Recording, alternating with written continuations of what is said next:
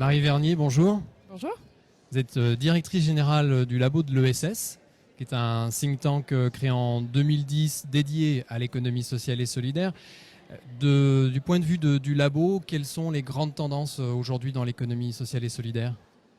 Déjà, l'ESS, elle a prouvé qu'elle était extrêmement résiliente face aux crises. C'était déjà le cas en 2008. Oui. C'est aussi le cas en 2020 avec la crise sanitaire. Clairement, elle est encastrée dans l'économie, donc elle a subi de plein fouet les effets du Covid. Mais le rebond aujourd'hui qu'on constate est très positif, puisqu'on est à plus 4,7 créations de postes en juin 2021, ce qui situe le niveau d'emploi dans l'ESS à un niveau supérieur à avant la crise sanitaire. D'accord. Le dynamisme, il est aussi porté par le fait que l'ESS est en train d'être revitalisé vraiment par les questions de transition écologique. Il y a beaucoup d'acteurs de protection de l'environnement, de transition écologique de manière générale qui relèvent de l'ESS. Et puis, on a peut-être à un niveau un peu plus lointain pour nous, une reconnaissance internationale qui est forte, Oui. puisqu'il y a un plan d'action européen qui a été adopté par la Commission en fin d'année dernière, qui ouvre plein de pistes pour les acteurs français. Et puis plus récemment en juin, la reconnaissance et la définition de l'ESS par l'OIT, Oui. qui, outre le fait de donner une définition qui est partagée, partageable, reconnaît aussi le rôle de l'ESS justement dans les transitions de l'économie informelle vers l'économie formelle, dans les transitions numériques aussi et la transition écologique. Et ce lien justement entre l'économie dite traditionnelle et celui de l'économie sociale et solidaire, de quelle manière il évolue ? Est-ce que déjà la frontière est de plus en plus floue ? Est-ce qu'il y a plus de collaboration ? Comment vous observez ça ? Oui, alors effectivement, la frontière est floue, oui et non. Disons que l'ESS infuse et inspire Oui. la totalité de l'économie. C'est une bonne chose.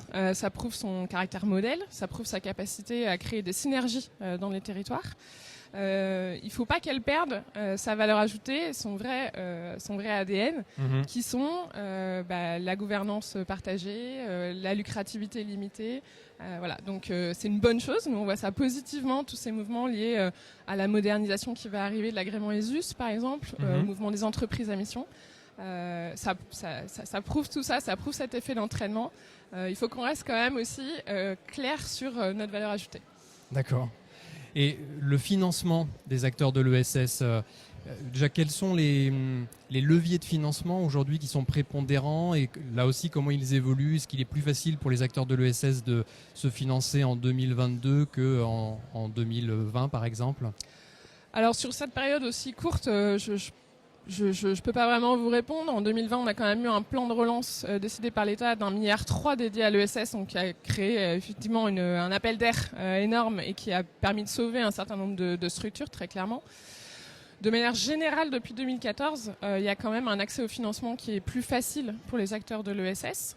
Je pense notamment à la finance à impact, à la finance solidaire. Nos amis de chez FAIR ont sorti un baromètre. On est, je crois, à 24,5 milliards d'encours en décembre 2021 pour la finance solidaire. C'est énorme. C'est autant du coup d'argent qui sont réinjectés dans les projets.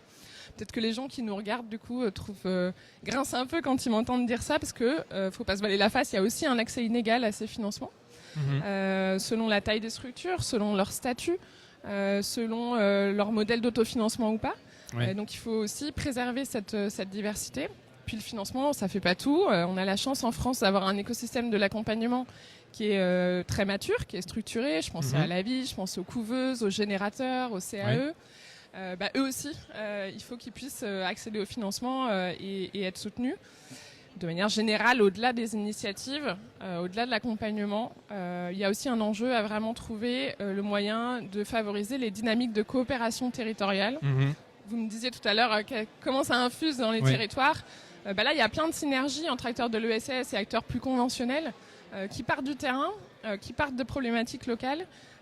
Et voilà, nous on travaille, en tout cas au labo de l'ESS, on est en train de lancer une étude sur ces questions du financement et de l'accompagnement de ces dynamiques de coopération. Alors, ces collaborations, évidemment, c'est toujours un sujet qui est relativement complexe et très divers, mais s'il y avait un facteur de risque ou une clé de succès à nous partager, ça pourrait être quoi pour éviter justement l'échec d'une collaboration entre ESS, territoire, acteurs traditionnels, ou au contraire ce qui fait ses preuves et ce qui est efficace ?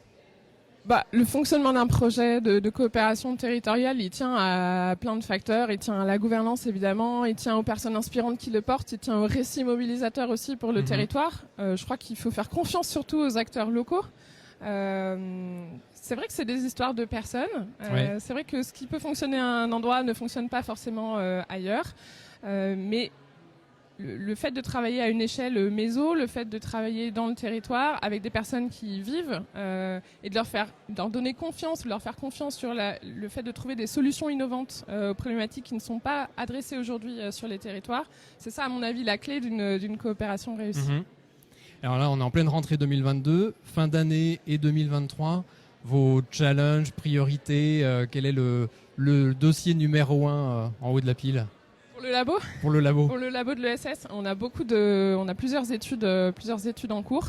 Pour faire écho peut-être au sujet de convergence, on est en train d'en porter une sur la transition écologique juste avec la Fondation de France, où on essaye de démontrer l'apport de l'économie sociale et solidaire dans une transition qui est pas une mode, qui est pas juste qui est pas juste un mouvement vers lequel dont on pourra se détourner, mais qui soit donc à la fois radical et qui prenne en compte les besoins de toutes et tous et l'émancipation de toutes et tous, y compris les personnes en situation de grande précarité. Très bien. Merci beaucoup Marie. Merci à vous.